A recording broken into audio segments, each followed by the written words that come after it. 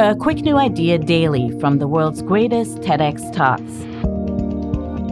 I'm your host, Atosa Leone, and this is TEDx Shorts.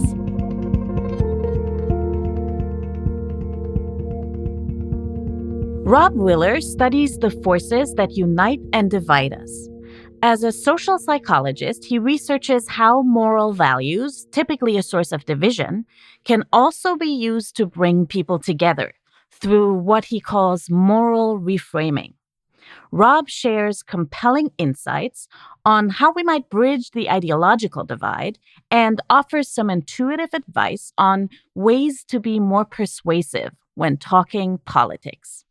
You probably have the sense, as most people do, that polarization is getting worse in our country, that the divide between the left and the right is as bad as it's been in really any of our lifetimes. But you might also reasonably wonder if research backs up your intuition.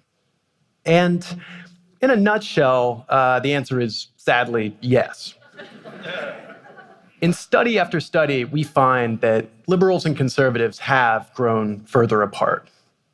They increasingly wall themselves off in these ideological silos, consuming different news, talking only to like-minded others, and more choosing to live in different parts of the country.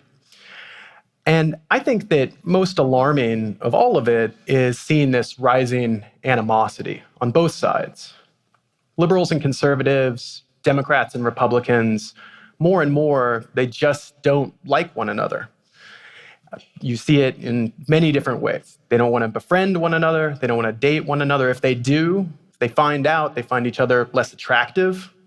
And they more and more don't want their children to marry someone who supports the other party, a particularly shocking statistic. You know, in my lab, the students that I work with, we're talking about some sort of social pattern. I'm a movie buff, and so, I'm often like, what kind of movie are we in here with this pattern? So what kind of movie are we in with political polarization? Well, could be a disaster movie. Certainly seems like a disaster. Could be a war movie, also fits. But what I keep thinking is that we're in a zombie apocalypse movie, right? You know the kind. Just people wandering around in packs, not thinking for themselves, seized by this mob mentality as trying to spread their disease and destroy society. And you probably think, as I do, that you're the good guy in the zombie apocalypse movie, right? And all this hate and polarization, it's being propagated by the other people because we're Brad Pitt, right? Free-thinking, righteous, just trying to hold on to what we hold dear, not foot soldiers in the army of the undead. Not that. Never that. But here's the thing. What movie do you suppose they think they're in? Right? Well, they absolutely think that they're the good guys in the zombie apocalypse movie, right? And you better believe that they think that they're Brad Pitt and that we are the zombies. And who's to say that they're wrong? I think that the truth is that we're all a part of this. And the good side of that is that we could be a part of the solution. So what are we going to do? What can we do to chip away at polarization in everyday life?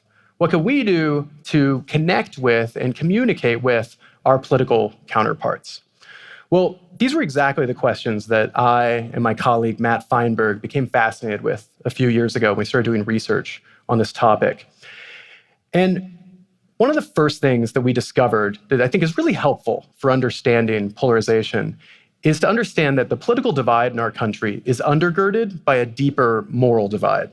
So one of the most robust findings in the history of political psychology is this pattern identified by John Haidt and Jesse Graham, psychologists, that liberals and conservatives tend to endorse different values to different degrees. So, for example, we find that liberals tend to endorse values like equality and fairness and care and protection from harm more than conservatives do. And conservatives tend to endorse values like loyalty, patriotism, respect for authority, and moral purity more than liberals do. And Matt and I were thinking that maybe this moral divide might be helpful for understanding how it is that liberals and conservatives talk to one another and why they so often seem to talk past one another when they do. So we conducted a study where we recruited liberals to a study where they were supposed to write a persuasive essay that would be compelling to a conservative in support of same-sex marriage. And what we found was that liberals tended to make arguments in terms of the liberal moral values of equality and fairness. So they said things like, everyone should have the right to love whoever they choose. And they being gay Americans, deserve the same equal rights as other Americans. Overall, we found that 69% of liberals invoked one of the more liberal moral values in constructing their essay.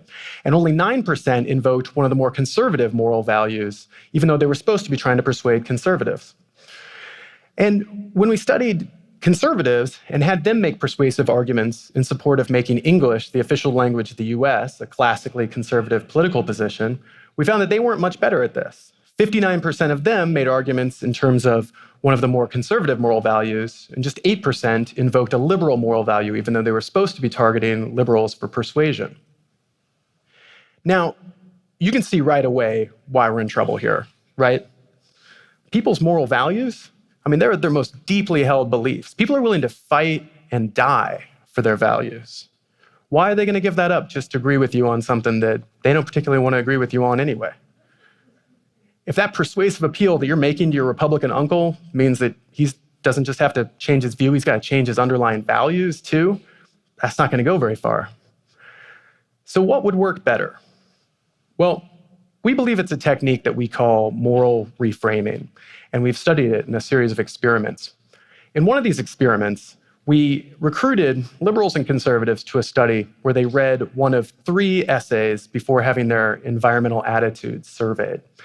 And the first of these essays was a relatively conventional pro-environmental essay that invoked the liberal values of care and protection from harm. It said things like, in many important ways, we are causing real harm to the places we live in, and it is essential that we take steps now to prevent further destruction from being done to our Earth.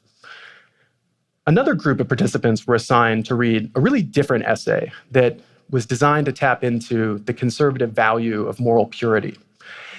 It was a pro-environmental essay as well, and it said things like, keeping our forests, drinking water, and skies pure is of vital importance. We should regard the pollution of the places we live in to be disgusting. And reducing pollution can help us preserve what is pure and beautiful about the places we live.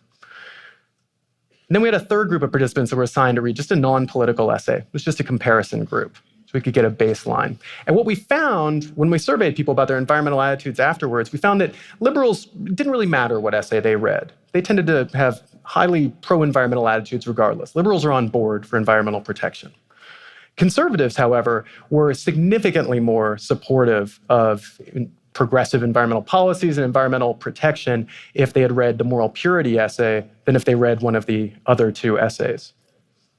We even found that conservatives who read the moral purity essay were significantly more likely to say that they believed in global warming and were concerned about global warming, even though this essay didn't even mention global warming. That's just a related environmental issue. But that's how robust this moral reframing effect was. If you want to persuade someone on some policy, it's helpful to connect that policy to their underlying moral values. It's incredibly intuitive. And even though it's something we really struggle to do. It turns out that when we go to persuade somebody on a political issue, we talk like we're speaking into a mirror. We can't afford to hate them any longer. And we can't afford to let them hate us either.